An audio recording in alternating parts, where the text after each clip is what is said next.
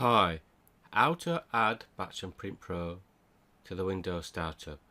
This is the same with any program. So what I want to do, left mouse on the start button, click all programs and go down until you see startup. Now right mouse on it, click open. So that will open the startup folder, which is this here.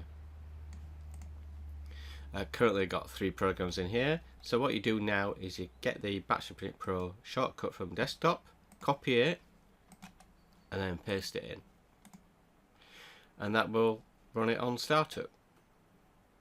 So if you want to remove it, just delete it from there, from that folder. You can also change the properties on the program. So if you look in help, there's lots of parameters for when it runs on the command line.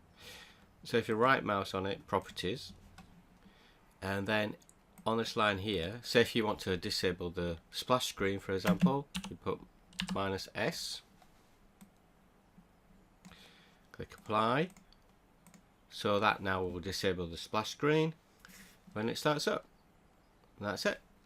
Give it a try.